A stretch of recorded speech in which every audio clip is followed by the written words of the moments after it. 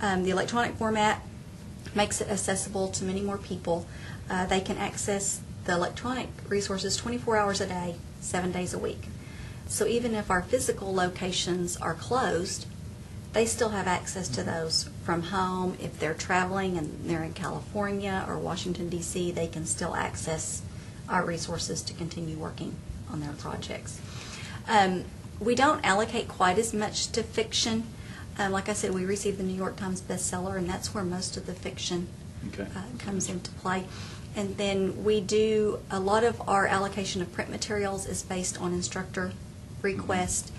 We focus a lot on the individual programs on campus that require separate accreditation. Most of those are in the health sciences programs. With their accreditation process, they're required to have so many print and electronic resources, so many journal subscriptions. So a big focus is on those programs as well. Okay. Is there a formally adopted collection development policy that the library uses? Or? Yes. When I started in the library, we did not have any policies in place that I could find. Okay. So we sit down, the staff and I did, and we started writing policies. And we do have a collection development policy in place. Okay.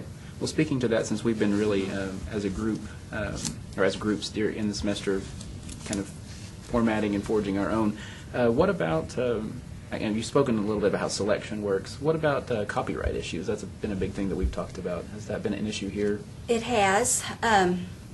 Last summer, we had a session with all of the online instructors about copyright materials in an online environment. The library gathered some information on that for instructors, and we talked a lot about fair use. Just this past week, we had an instructor that had some personal copies of some VHS tapes, wanted converted to DVD. Makes sense. Right. But because of copyright, you know, if it was for an archival copy for her personal library, we could do that. But since the VHS tapes are available in DVD for sale, we need to purchase those DVDs rather than making copies of the VHS for her then to play to the class. Even if it's just a format issue, there's still... Right.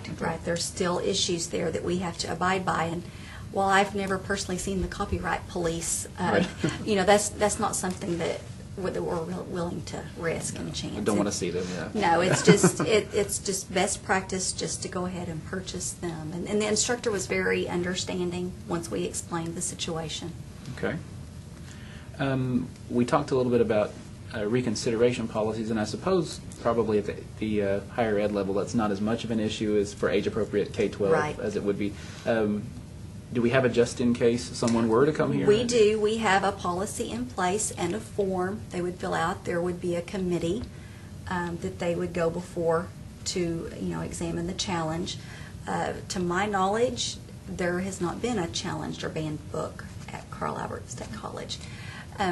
It's like you said, at the academic higher education level, it's not as restricting as it would be when you're dealing with minors. You kind of say tough luck if you're 18 or over. Right. You know, and also, you know, we do not deal a lot with the general public. You know, most of ours is course related. So even so, you know, you're not going to have a lot of parents involved. I was going to ask that. Have parents been pretty hands-off? Yes. As far as you know, because I know that would be difficult if you have a very involved parent who's been trying to monitor stuff for their 15-year-old, and suddenly their 15-year-old is 18, and you go from a world where they can do that to where they absolutely can't do that at all. Personally, I've not experienced any parental involvement. I can't, you know, I've not had any parents. I've not had any parents call and say, "What books does my child have checked out?" You know, that's good. We just don't have that. Good deal. How about weeding the collection? Weeding, my philosophy is that quantity does not equal quality. I think you have to have quality material on your shelves first, especially in an academic library where students are conducting research and trying to further their education. I think that, you know, a lot to the condition of the book. If you have a book that's falling apart, but you want to keep it, pull it, order a new copy. You know, have good materials that are in good shape on your shelves. What we do is when we weed, we will have a book sale. And we offer those, you know, to everyone on campus, and then the money is in turn goes back to the library for future purchases. I've probably helped you purchase something. You Good. probably. I can't get rid of books. But we did an extensive weeding project when I began. We read the entire collection. We set some criteria.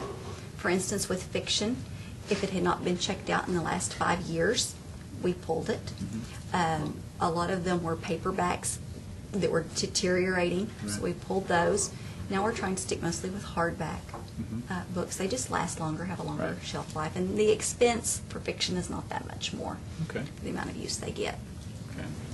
One of the things we've been talking about right toward the end is the importance of professional organizations belonging.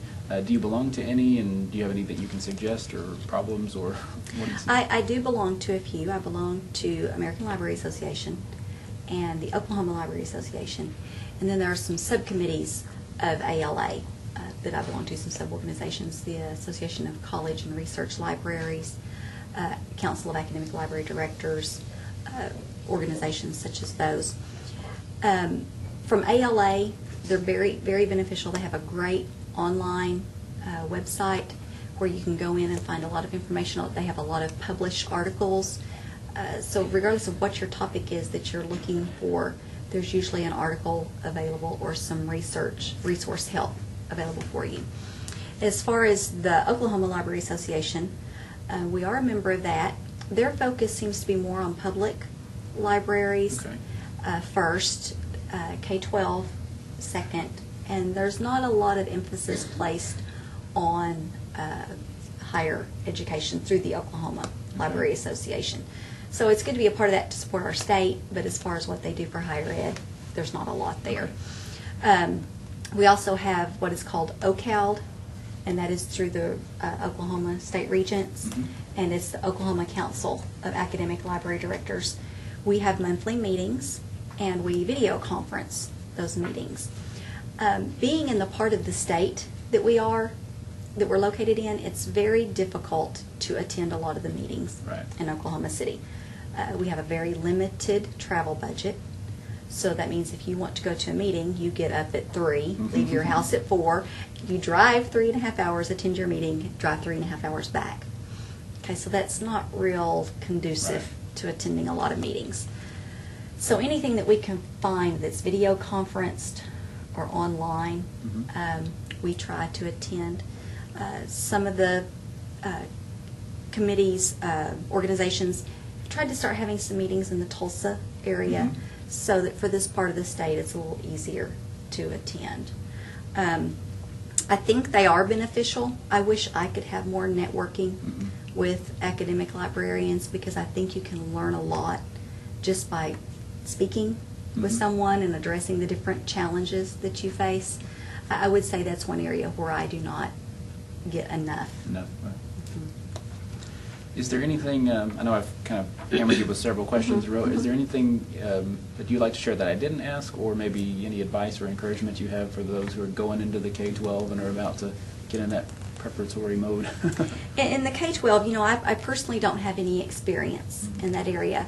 I do know from having children who are in K-12, in the lower grades, I think they're very interested in reading. I think once they get to the middle school, high school level, we start losing them. And it would be nice if we could find some kind of way to keep those students drawn in. Having a son in high school now, I would really like to see a lot more emphasis placed on research skills and not going to Wikipedia all the time, or not starting with Google. Really start instilling in them, even if it's just a small research paper, just start instilling in them the importance of quality research, because it's something that they will need to know how to do for the rest of their lives. Even if they do not choose to go to college, but they're needing to know how to buy a car, what type of health insurance to select. They need to know how to find reputable quality information. So I think really focusing on not losing them in the the upper grades would be good. Well, thank you. I really appreciate the time you took to talk. Thanks.